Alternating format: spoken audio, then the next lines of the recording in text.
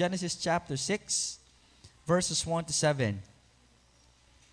Genesis chapter 6, verses 1 hanggang verse 7. Let us see and let us witness the wickedness of man. Okay? They are marked for destruction. So yan po ang nangyayari po sa ating pong babasahin for today. Ito po ang ating makikita. Genesis chapter 6, verses 1 hanggang 7. And it came to pass, when men began to multiply on the face of the earth, and the daughters were born unto them, that the sons of God saw the daughters of men, that they were fair, and they took them wives of all which they chose. And the Lord said, My spirit shall not always strive with man, for that he also is flesh. Yet his days shall be 120 years. Ganun pa yung edad. So from centuries and centuries, umaabot ng 500, 600, binawasan ng Lord. Ang laki ng bawas, 120 agad. Now, in the book of Genesis, in the book of Psalm, binawasan uli, naging 70 na lang. Okay? Just to be clear. Kasi ibang ibang dispensation ho ito. Tuloy po natin. There were giants in the earth in those days, and also after that, when the sons of God came unto the daughters of men, and they bare children to them, and the same became mighty men which were of old, men of renown. And God saw the wickedness of man was great in the earth, and that every imagination of the thoughts of his heart was evil continually. Sounds familiar? Parang panahon natin ngayon, ano? Kaya hindi na magtatagal ang mundo talaga. Verse 6, And it repented the Lord that he had made man on earth, and it grieved him at his heart. And the Lord said, I will destroy man whom I have created from the face of the earth, both man and beasts, and the creeping thing, and the fowls of the air, for it repented me that I have made them. Tayo po'y manalangin. Muli, Panginoon, salamat po sa oras na ito. Father, we are so thankful that we have this kind of opportunity to study your word. We ask that you continue to guide us and to bless us. Open our hearts and our minds that we may see wondrous things out of your law. Father, we ask that your Spirit continually move in our midst and to fill us. Puspusin po kami at pakabanalin po kami habang kami nakikinig at inuunawa ang mga mahimalang bagay sa pamamagitan ng banal na salita. Dalangin ko po na maisabuhay po namin ito upang maitanghal namin ang ipangalan habang kami ay lumalakad dito sa mundong ibabaw. Salamat po. Ito ang dalangin sa pangalan ni Jesus. Amen at amen. Mari na po tayong maupo. Siguro next time, may mga kasama tayong mga bata na nag-worship. Usually sa ibang churches ginagawa nila, they have separate worship. But, alam mo, habang wala pa, or kung hindi man yan ang magiging design natin, kasi gusto rin natin silang matrain na makakasama natin sila during worship. Isa sa hindi natin matatanggal sa mga bata ay pagiging malikot o pagiging maingay. Natural lang sa kanila yun. So ngayon, kinakailangan meron tayong gawin as a church, specifically, lalo yung mga adults. So gawin niyo, bigyan niyo sila ng mga tao na pwede po magitna sa kanila na kung sakaling mag-iingay sila, babawalan niyo sila. And to explain to them the importance why they have to listen even though there are times that they could not understand what is happening inside the church. Pero at least andyan po sila. That's the thing. And at the same time, mahalaga kasi na naiintindihan nila kung ano yung nangyayari. Okay? So, may mag-i-interpret din for them kung bakit natin ginagawa yung mga bagay na ginagawa po natin. Okay? Tandaan po ninyo, attending gathering, it's all about understanding what God is doing. So, ibig sabihin, lahat tayo, dapat kaya nating paliwanag somehow kung ano po yung nangyayari. Parang pag-leader, pag-worship leader. You explain to the people, ano ba yung ginagawa natin at bakit natin ginagawa. So, we are encouraging the parishioners or the churchgoers, di ba, na ito yung ginagawa natin at bakit natin ginagawa, kaya dapat natin gawin. So, ganun yung ginagawa po natin. Actually, kahit ikaw mismo na pakiramdam mo, napapalayo ka sa Panginoon, you have to, go back and explain why you are doing such things. Diba? Because it's important for us, again, na lahat ng ginagawa natin, hindi lang puro emotions. kinakailangan naiintindihan po natin. Okay? Kung talagang limitado, anong sabi ng salita ng Diyos? Humingi ng talino sa Panginoon. Di ba? So para po sa ating pag-aaralan ngayong umagang ito, the title will be Discovering or Discerning Decisions Before Distractions Come. We're talking about decisions that a person na kinakailangan niyang gawin, alam mo yun, bago pa man siya dumating sa punto na hindi niya na alam kanyang nagiging pagpipili, na yun na pala yung magiging kanyang kapahamakan. Now, every time that we wake up, we make decisions. Tama? It's an everyday, alam mo yan, action na kinakailangan gawin. Pagbangon pa lang, ano ba? Babangon ba ako? Hindi. Diba? Tapos pagbangon mo, ano ba? Magtututbrush ba ako? Hindi. Ano ba? Pagkatapos, magbe-breakfast ba ako o hindi? We make decisions every day. In fact, making decisions separate the wise from fools. Tama? Every decision that we make separates the wise and the fool. Kapag ikaw ay pumipili ng mga bagay na hindi sang-ayon sa kalooban ng Diyos, ang tawag natin diyang kamangmangan. But when you are looking, when you are seeking, when you are hunger or nagugutom ka, hinahanap-hanap mo ang kalooban ng Diyos, masasabi natin na ikaw ay matalinong tao. Bakit? Kasi inuuna mo ang Diyos. Now dito ho sa ating mapag-aaralan, specifically in chapter 6, it is the full effect of sin that is happening in the Old Testament. Bakit? Dahil sa, alam mo yan, epekto ng kasalanan, pinipilit na ayusin ng tao ang kanyang sarili, pero dahil ang kasalanan ay kasalanan, sisirain at sisirain kanyan. Mga kapatid, mga minamahal, mapalad ang sinumang tao na nakakilala sa Panginoon. Sapagkat binibigyan siya ng pagkakataon, hindi lamang para ayusin ang kanyang kinabukasan, ang kanyang destinasyon, maging ang pang-araw-araw niyang paglakad. Kaya nga, mahalaga na ang bawat mananampalataya, again, laging hinahanap ang kalooban ng Diyos.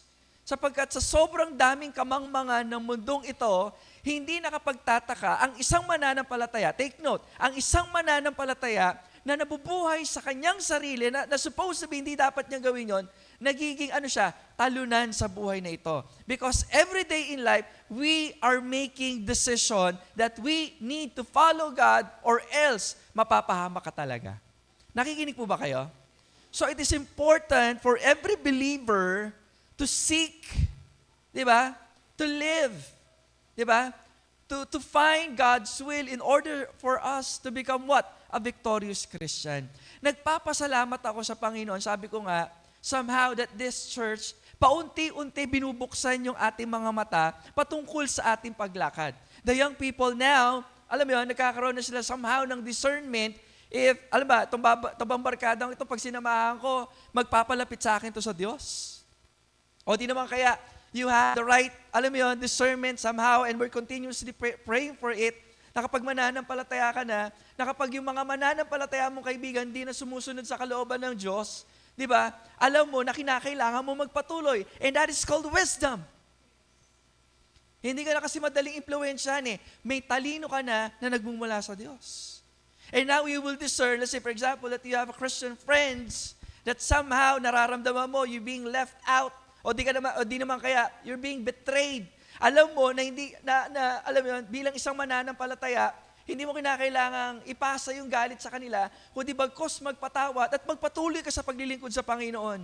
Hindi yung porky, alam mo yun, pinagkanulo ka ng mga kaibigan mo mananampalataya, magbabackslide ka na lang. And that is what we call what? Wisdom. We need wisdom. We need wisdom, specifically in this, alam mo yun, time na ang lahat na yata ng mga mananampalataya is being attacked. Wala pa tayo sa sa tribulation period, pero ang dami na hong nadadaya, mga kapatid. Remember, di ba, pinag-aaralan o pinag-uusapan, di pa natin pinag-aaralan actually, pinag-uusapan natin that in the times of the tribulation period, dahil nandiyan dyan ang Antichrist, even the elect, even, alam mo yun, the Christians, madadaya pa rin. Nagigets niyo yun?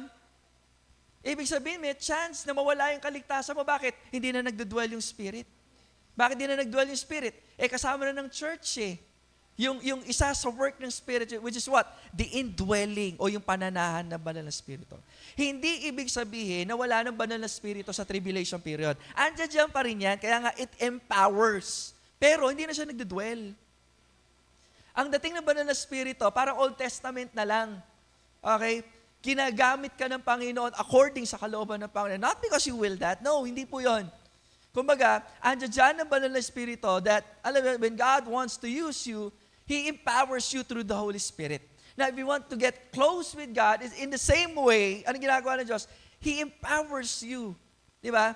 Now, kinakailangan kasi maintindihan, specifically in the church age, meaning tayo, okay, na kapag tayo ay pinapanahanan ng banal na Espiritu, kinakailangan manatili ka na sa Espiritu at pinakikiramdaman mo ang banal na Espiritu. Mapalad ho tayo, mga kapatid. Bakit? Nananahan na banal na Espiritu.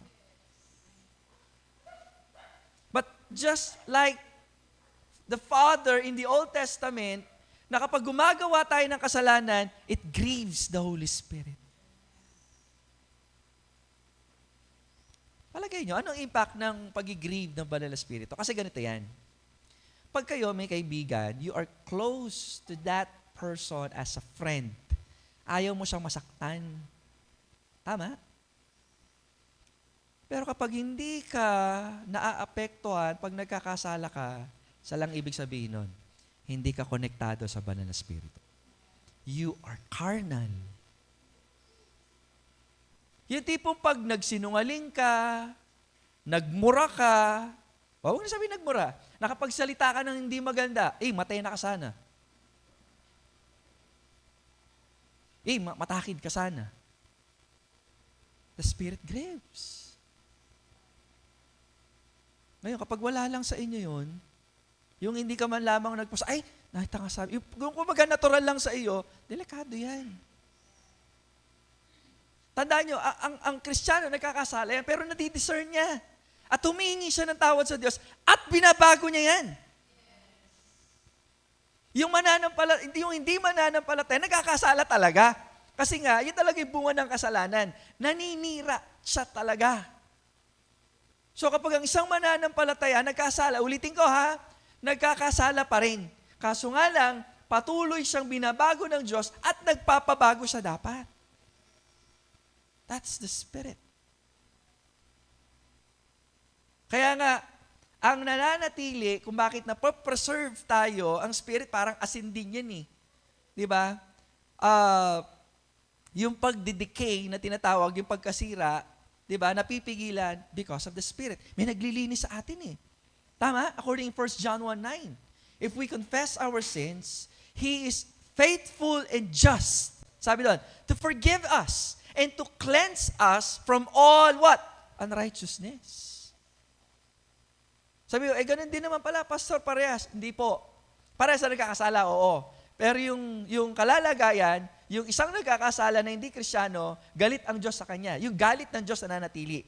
Pero yung mananampalataya na nagkakasala, oo, nagagalit, pero dahil nasa kanya, binalot siya ng dugo ni Kristo, nasa kanya na si Kristo, hindi na, yung taong yun ang nakikita. Sino? Si Kristo na.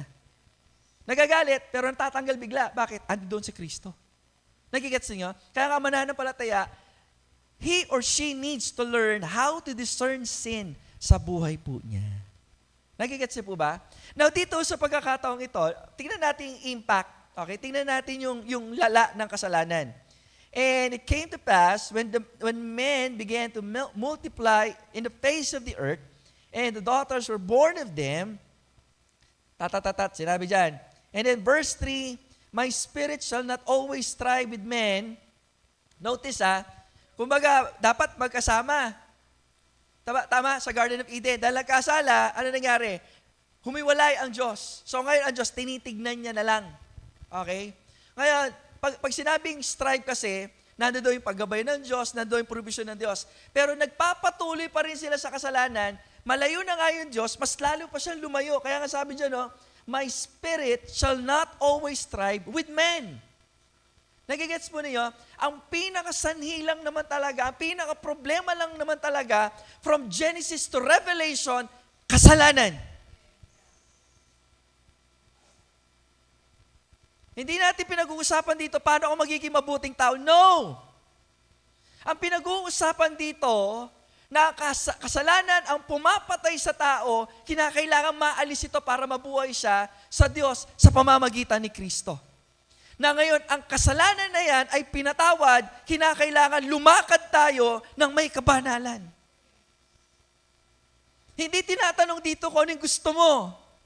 Hindi tinatanong dito paano ka yayaman. Hindi tinatanong dito paano ka maging mabuting tao. Tinatanong dito paano ka mabubuhay kay Kristo. Sometimes, this world is so, alam mo yan, crazy.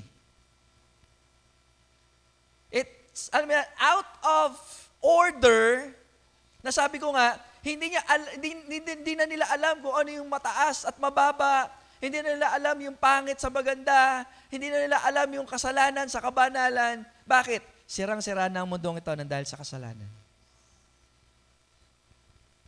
Kaya hindi nakapagtataka, hinihintay na nga lang natin ang rapture para ibuhos ng Diyos ang kanyang galit saan? Sa kasalanan. Kasi nagtatanong tayo minsan, ba't kaya nangyayaring ganito mga bagay? Nasaan ng Diyos?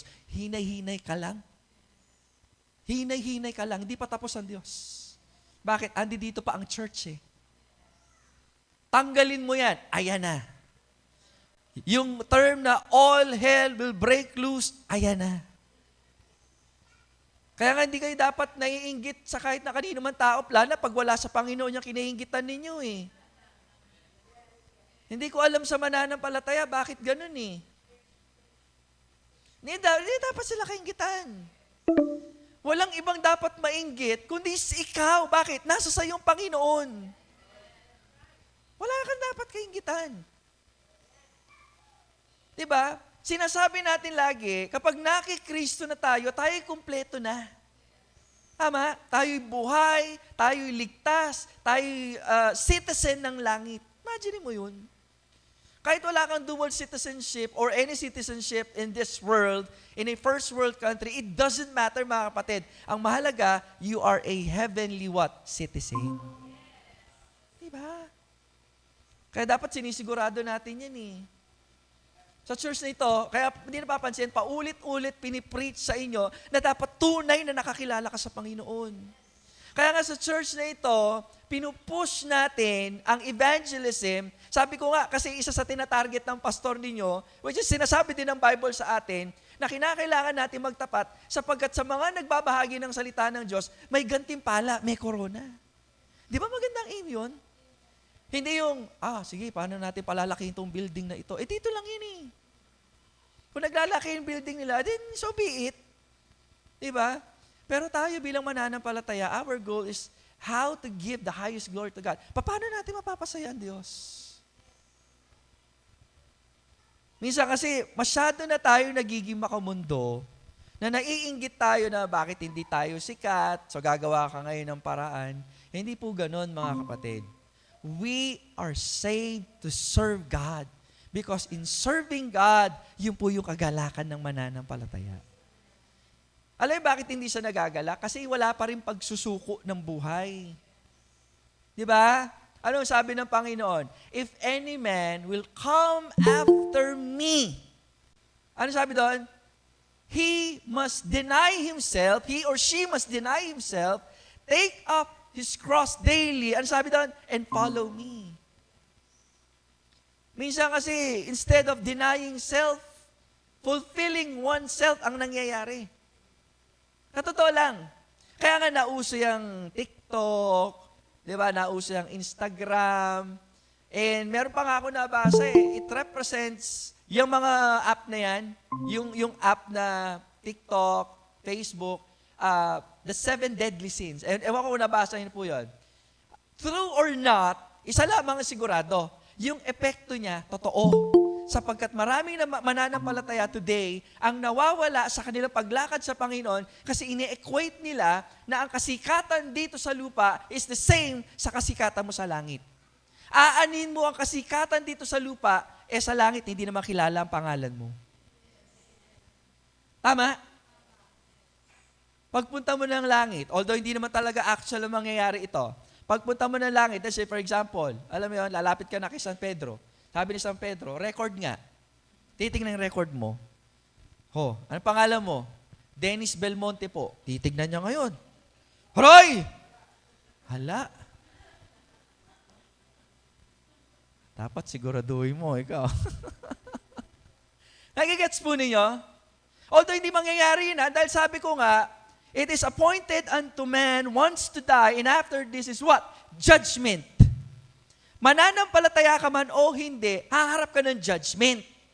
Tama? Although magkaiba. Yung judgment na mananampalataya is the Bema judgment. Bibigyan ka ng award. Yung judgment naman ng mga unbelievers, mabubuhay sila in the last days. Ano yun? Great White Throne Judgment. Ang magiging judgment na mananampalataya, kung gaano kabuti ang buhay na ginawa mo dito sa paglilingkod sa Diyos. God will judge that. Samantala, kung hindi ka mananampalataya, i-judge ng Panginoon dito kung bakit ka nang pupunta ng impyerno. Kasi maraming sabi, hindi ako dapat pumunta ng impyerno, God, kasi gumawa ako na mabuti. Ngayon ipapakita, buksan ng 3 aklat. Pag wala ka sa book, of life, ay wala. Hindi ka pupunta ng langit. Again, in the Great White Throne Judgment, hindi po yung parang nakita natin, di ka ligtas dito sa kaliwa. Hindi po ganun, ha? Amen? Pagkagising mo na lang, out of your sleep, ibig sabihin sa pagkakamatay, kasi mabubuhay ka muli Para saan? Para hatulang ka. Ngayon, kapag ikaw ay mananampalataya, again, doon makikita. Kaya nga tayo, encouragement natin lagi dito, maglingkod tayo sa Panginoon. Huwag ka lang maging bench warmer. This church, somehow, hindi man tayo ganun kasikat, hindi man siguro tayo ganun karami, pero at least, salamat na lang sa Panginoon, nagbubukas ng opportunity ang church na ito para makibahagi po kayo sa gawain ng Panginoon. Kaya wala kayong may dadahilan na walang opportunity sa church. Meron Diba? Even sa paglago na nga lang Saan ka makakakita na nagde-devotion tayo every day for 5 a.m. to talk about the Word of God? Yun yung kayang gawin ng church. Pero yung ikaw na maging active ka, hindi na hawak ng church yan. Nasa sayo na yan. Naririnig niyo po ba ako? Yung pagiging active, yung paglago, nasa sa inyo na yan. And now, the church is offering you today na kinakailangan, alam mo yun, totoong nakakilala ka sa Panginoon, totoong naglilingkod ka sa Panginoon. Hindi nangyayari dito yung mga kapatid, dahil sabi ko nga, the sin that is very rampant during that day, mas lalong lumala sa panahon po natin ngayon. Diba?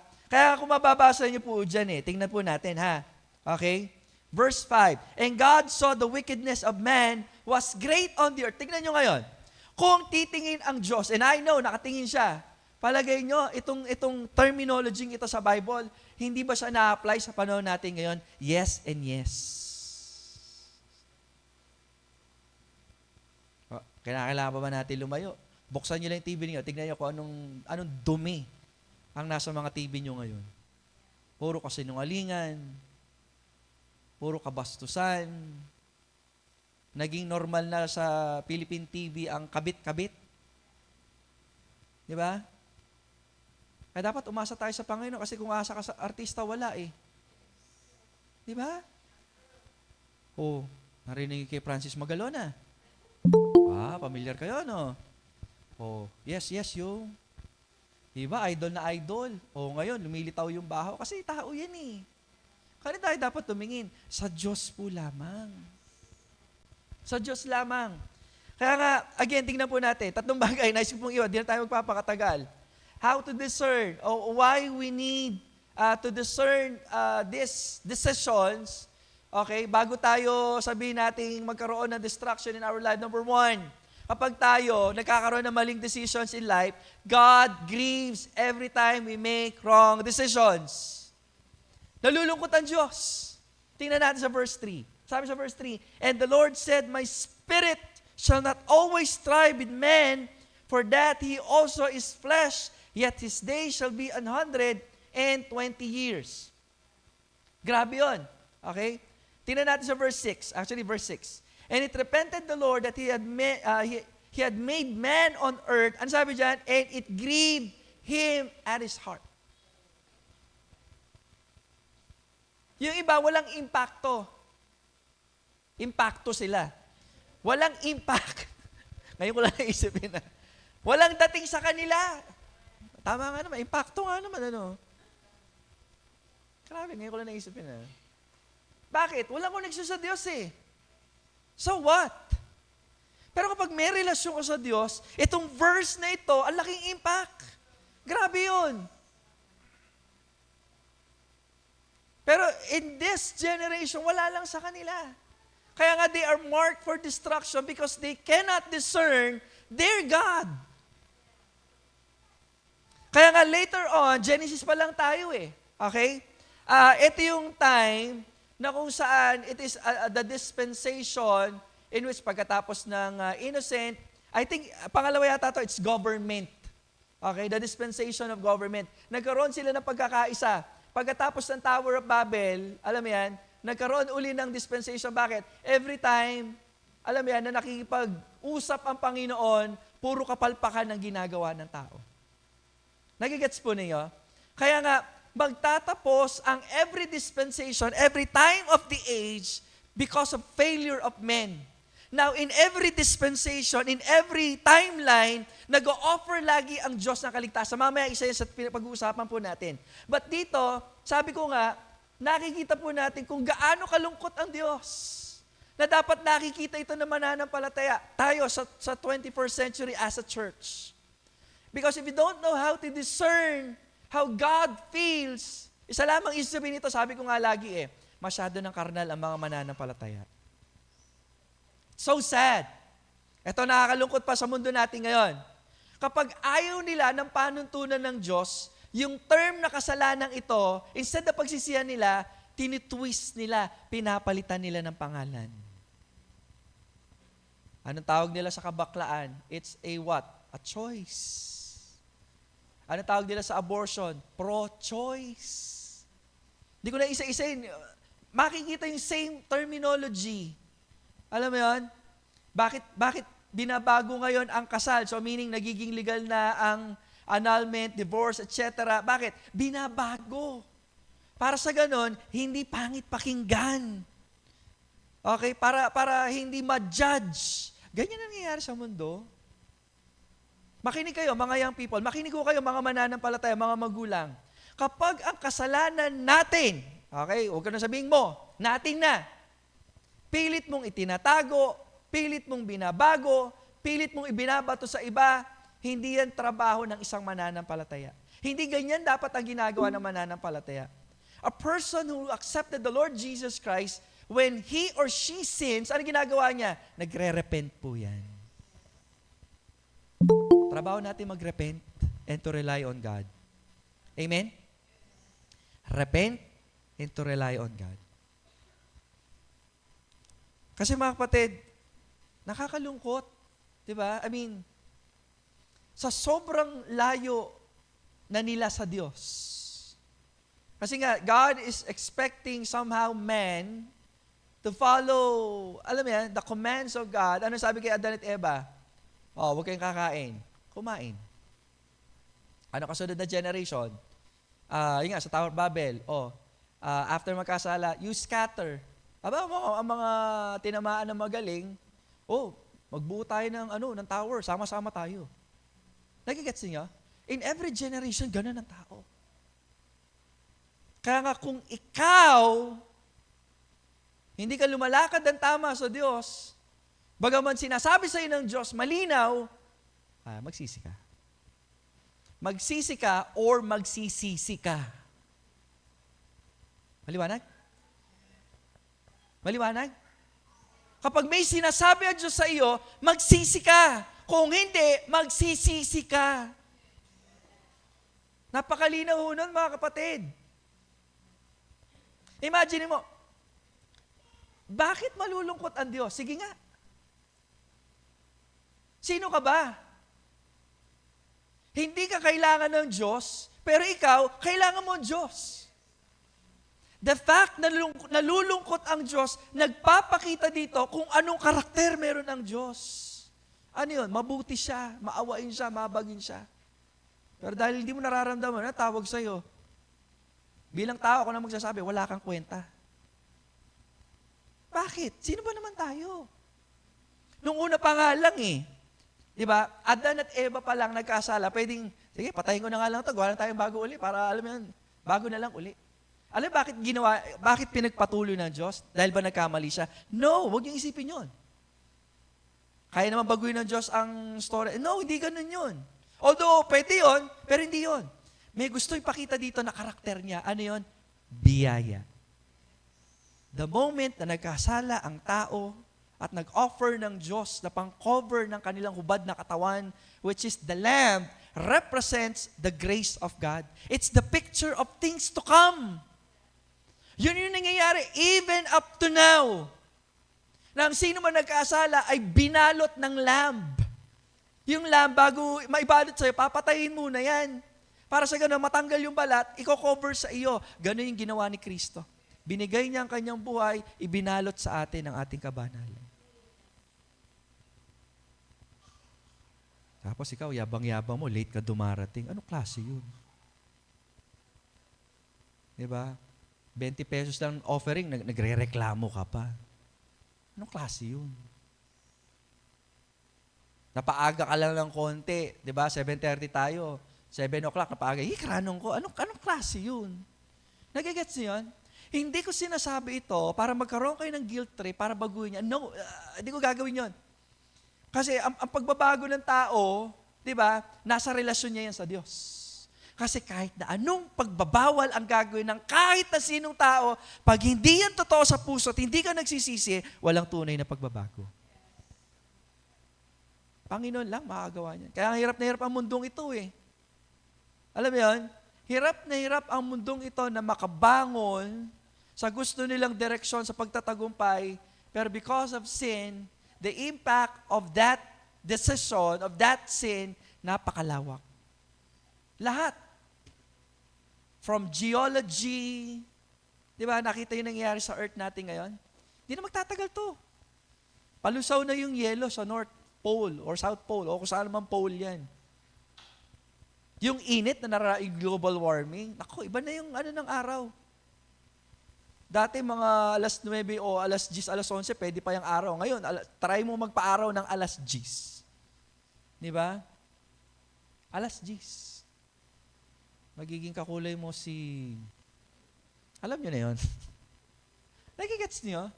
Ba't sana kung kulay lang? Yung iba, hindi pinagkalooban ng magandang balat, konting araw lang, nakaka-cancer ka na. Nagigets niyo? The morality, okay, ano nangyari? Pabagsak na talaga. Wala nang, yung moral compass ng tao, sali-saliwa na. Nabalitaan niyo po ba? Ewan ko lang kung saan bansa ito. Hindi ko rin alam kung totoo o hindi. Sana wag naman. Meron sila pinapasang batas na pwede mo na maging asawa ang mga kamag-anak mo. Iba ng klase mundo ngayon, mga kapatid. Sa totoo lang. Yung mundo natin ngayon, ewan ko lang kung totoo pero kung sakaling totoo, o sakaling biro, hindi rin magandang biro. Merong mall na para sa mga babae, may pumapasok na lalaki. Ay, bawal po ang lalaki dito. Alam mo sinabi ng lalaki kasi nga ginagamit ng mga mentally unstable people. Sabi niya, I'm not considering myself as a man. Ano yung term na ginagamit na yon? I'm not identifying myself as a man. I'm a camera. Hindi siya he or she. Ano siya? It. Ngayon, sabi nung nagbabantay, napaisip muna, okay, sige, pwede ka na pumasok. What? Nagigets niyo? Nagigets niyo? Lugar na pambabae, dahil lalaki siya, pero dahil ginagamit niya daw yung right niya, okay, to identify himself, whatsoever, anumang isip ang meron siya, ngayon pinapainalaw siya. Amerika, nagkakanda, loko-loko ang feminist Ano nangyari? Kasi nga, sumasali sa sports competition, yung mga lalaki na ina-identify nila kanilang sarili bilang babae. narinig niyo na ba yun? Boxing. Totoong babae versus trans. Pero, syempre, yung muscular, tsaka yung, iba kasi yung power ng lalaki. And now, sabi nila, they are celebrating women na hindi talaga actually women, trans woman. Kung ano man ang tawag nila, kasi talaga nakakalito ng mga pangalan nila. Tandaan niyo, ang school ko, dito sa Dabsu, sila yung number 1 na nagpo-promote ng ganyan. Okay? It's very sad, but the reality is, sabi ko nga, the moral compass, nawawala na. Why? Because of sin. Now, anong impact nito kung bakit ko po sinasabi as an illustration of the point number 1? Kasi nga po mga kapatid, kung ang mundong ito, nawawala na yung moral compass niya, sana sa mananampalataya hindi. Na kapag nararamdaman mo na napapalayo ka na, nagkakasala ka na, wag mo nang i-deny, wag mo nang tawagin sa ibang pangalan. Magsisi ka at paglingkuran mo na may katapatan ng Diyos. Kaya nga, we're called church. From the word ecclesia. Ek means out. Di ba? Ecclesia means chosen. We are chosen out. Kumbaga para bang, alam mo yun, tinawag ka sa labas para sa ganun, makabuo tayo ng tao upang mapaglingkuran. Ibig sabihin, merong sariling identity ang church na iba tayo sa sanlibutan. Nagigets niyo? Kaya nga, alam na ito ng mga young people ang daming karakal bawal. Tsuyaking Bible yan. Okay, some of them talagang word for word wala sa Bible, but if we going to search, if we're going to look at the lifestyle ng isang mananampalataya, dapat distinct siya sa labas. Tama? Amen? Pastor, merong mga hunyango. I know. May mga ganon. Kristiyano lang pag Sunday at Wednesday. Pero nagbabagong anyo sila. Pastor, anong anyo? Di ko alam. Mga tikbalang ba dyan or what? Di ko alam. Again, tanging ang Diyos at kayo nakakaalam. Our work here is just to preach God's word and for us, alam mo yan, to live in accordance to God's will. Then it's up to you. Kaya nga sabi nga natin dito yung pagdidesisyon, or we must discern our decision before destruction comes. Kasi kapag naging mali ang desisyon mo, mangmang ka. Tama?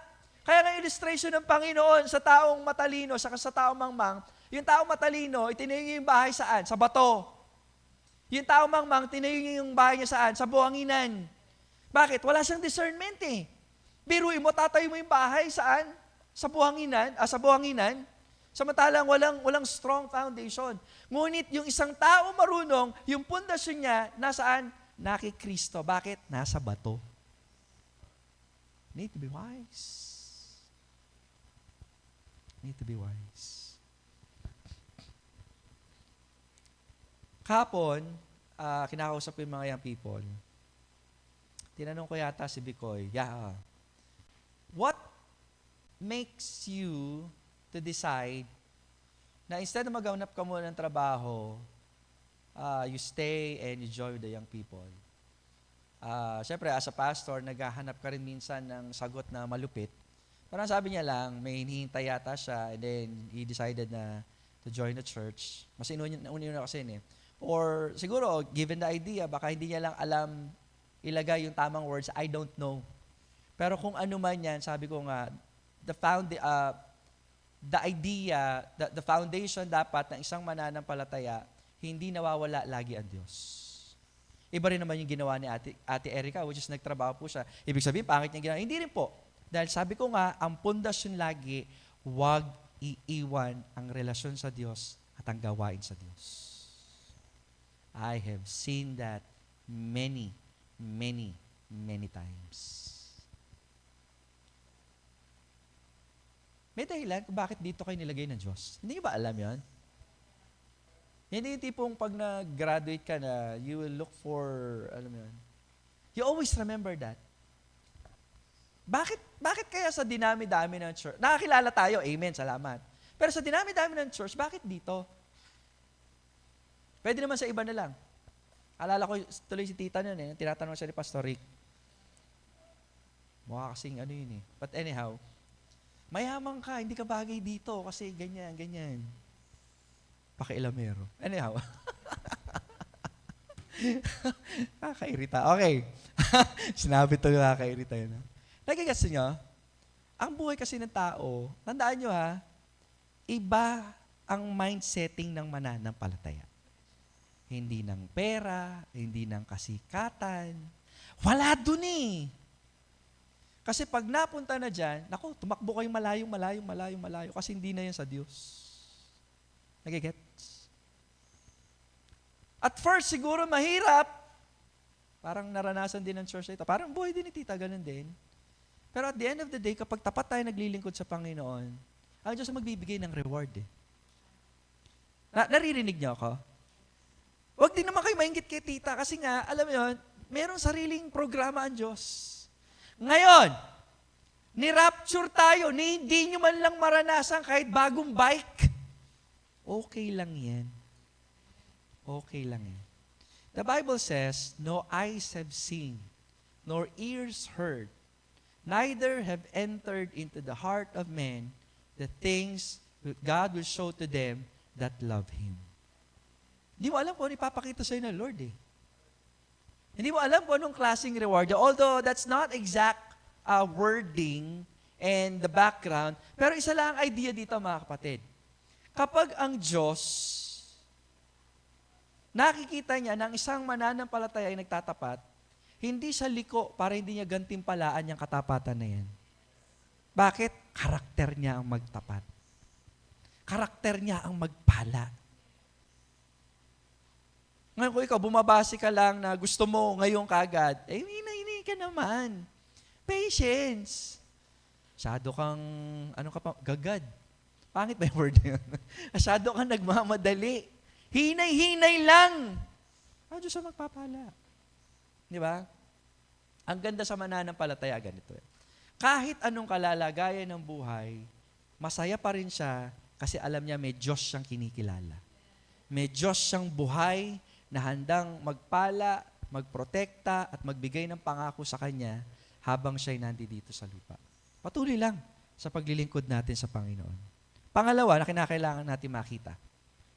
Kapag tayo mayroong maling desisyon, God moves His presence as a starting point of what? Defeat.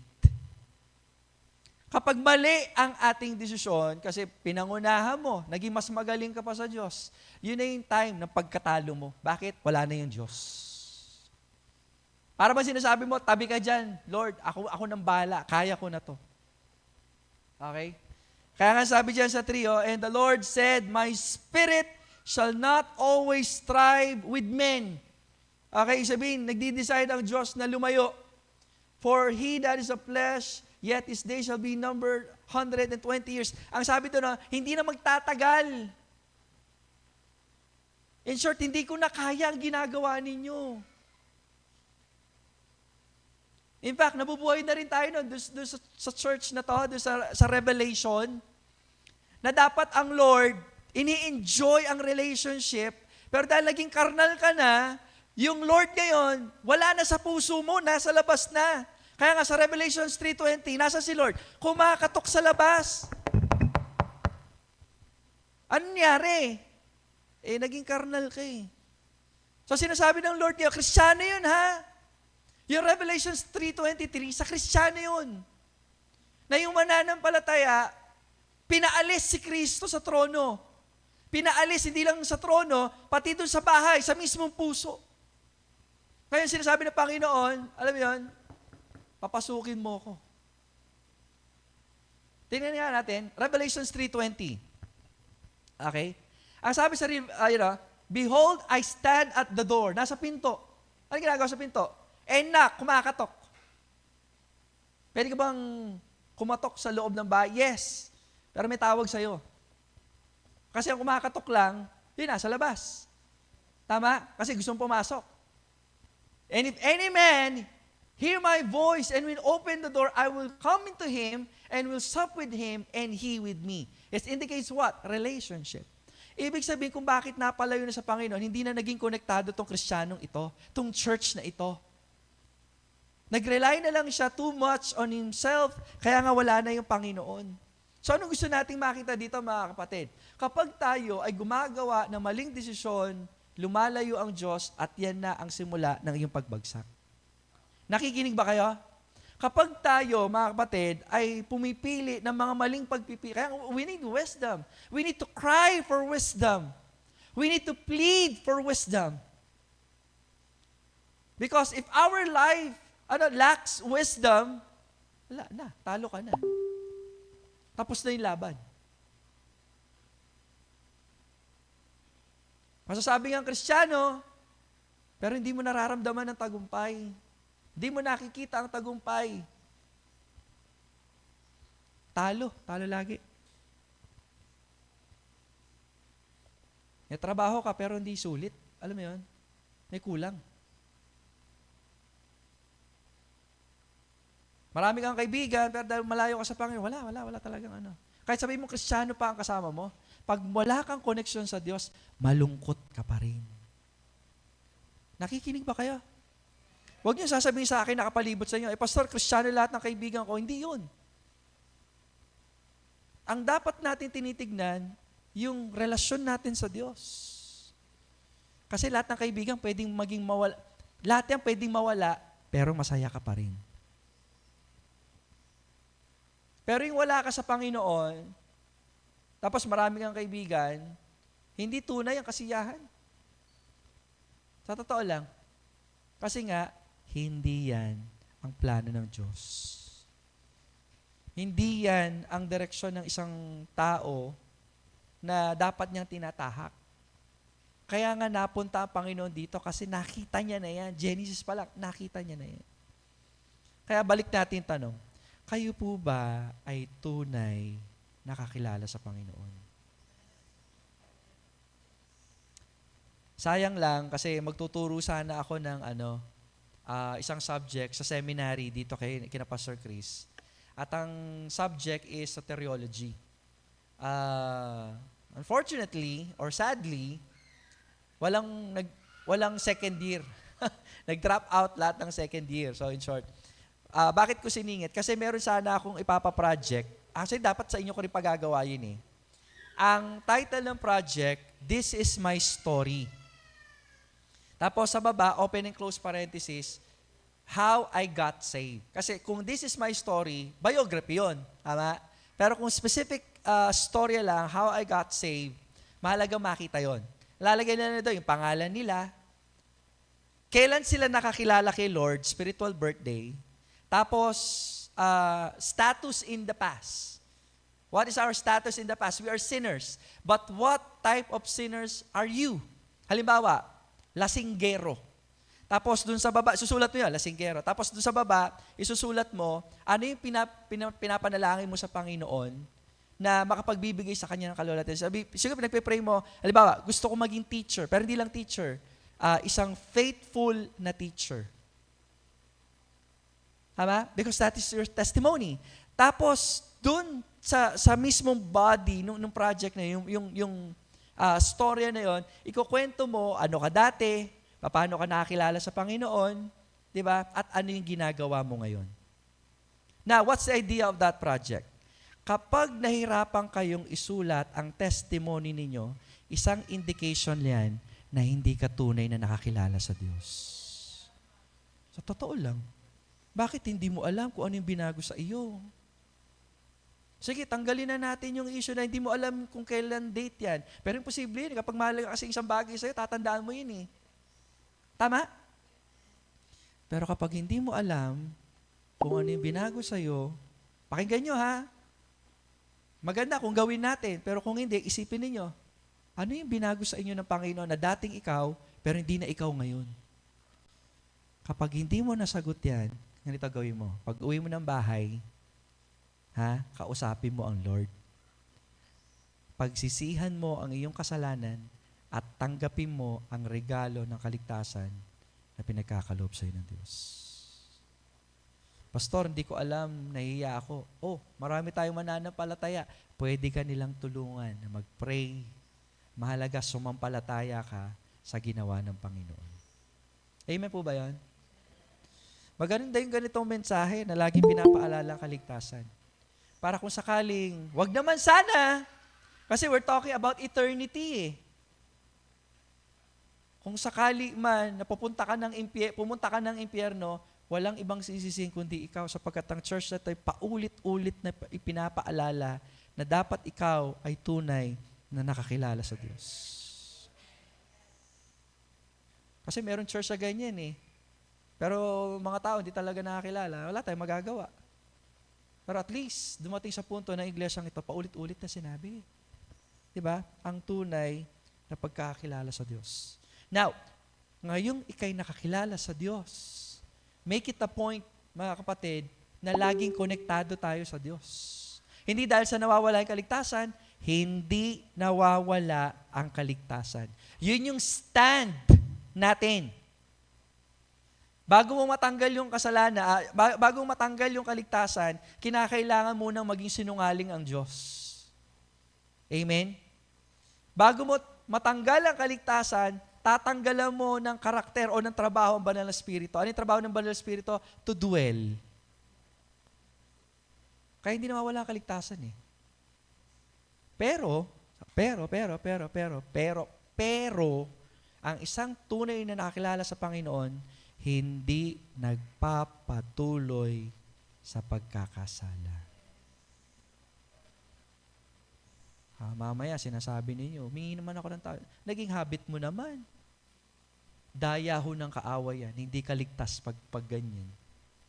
Hey, not because I'm judging, I'm just telling you. Better safe than sorry.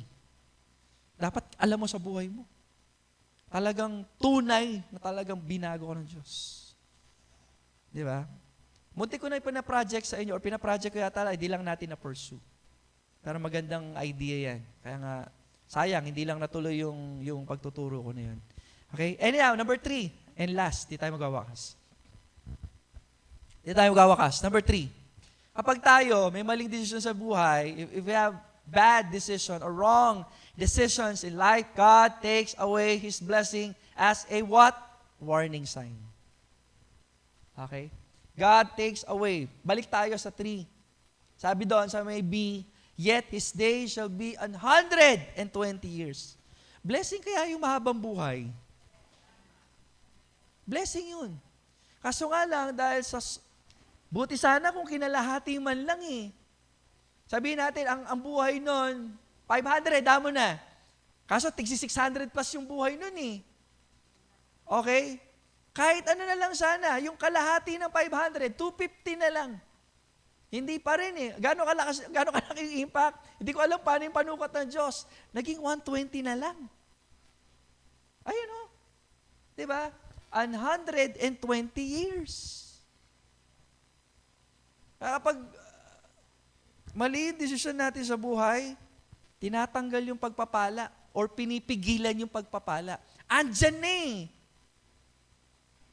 Ulitin ko ha, ang nature ng Diyos magpala. Kaya nga hindi natin dapat pinagpe-pray na, alam mo yan, pagpalain ka. Ang dapat mong gawin, magtapat ka. Ngayon, imbis na magtapat ka, puro kalokohan naman yung ginagawa mo. Ang bigat ng pagpapala, kapatid.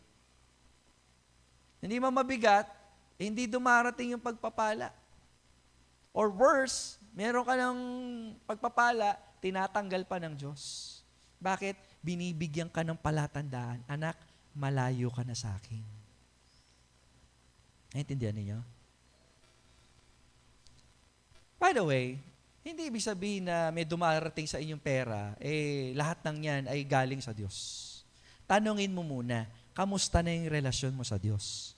Kasi kung nagkakaroon ka ng pera na malayo ka sa Panginoon, hindi ang Diyos na nagpala sa iyo. Yung kabilang channel. Dalawang channel lang yan eh. Godly and satanic. Okay? That is called satanic blessing. Biruin mo kung yan galing sa Diyos, nagkakasala ka na, pinagpapala ka pa. Hindi yan sa Diyos. Diba? Pastor, nagbibigay naman ako sa mission eh. Pastor, magbibigay ako sa iyo. Hindi ko yun eh. I'm sorry, but that's the idea. Again, if you are following God's will in your life, Ang God's will lagi, in accordance to God's word. In accordance to the orderliness, ang Diyos kasi Diyos ng kaayusan. Tama? Maayos ang pamumuhay, maayos ang pananamit, maayos ang pananalita, maayos ang pinapanood, maayos ang libangan, maayos ang boyfriend, maayos ang magiging trabaho. Pero kapag hindi mo inaayos, wala ka sa ayos, may dumadating, ay hindi sa Diyos yan. Tandaan niyo lagi ha. Kasi may kakilala akong pastor, ganyan eh. Hindi ko alam kung anong klase yung pamumuhay. Pero sabi niya, pinagpapala ako ng Lord kasi dami ko supporter. Ako naman, talaga. Okay. Kilala ni Kuya Don yun eh. Kakatawa pero kagaya point number 1, nalulungkot ang Diyos. Kasi bulag ka eh. Kayo bilang isang magulang, natutuwa ba kayo ng anak ninyo, alam mo yan, binigyan mo siya ng regalo, ang kinatutuwaan niya, yung pambalot ng regalo, hindi talaga yung mismong regalo? Maaalarma kayo, anak, hindi yan ang regalo ko sa iyo. Maraming Kristiyano ganun eh. Yung iba sa inyo, ginagawa niyo pang prayer request. Minsan tuloy sinasabi ng Lord, anak, hindi yan ang dapat mong tignan eh. Hindi yan ang pagpapala. Minsan nagpe-pray pa tayo ng mga bagay kasi malungkot tayo. Mali din yun eh. Ang kasiyahan mo natin, ang Panginoon dapat. Ngayon, kung may pangangailangan man, we ask God to provide. Ngayon, hindi ibig sabihin na hindi binigay o binigay, malulungkot ka. Hindi yan ang basihan natin. Kundi ang basihan natin, meron tayong Diyos, alam niya yung pangangailangan ko, magtitiwala ako sa Kanya. Ngayon, kung ilalapit ko to sa Kanya, binigay man o hindi, salamat sa Diyos. Kaya hindi ka maiinggit. Walang maiinggit.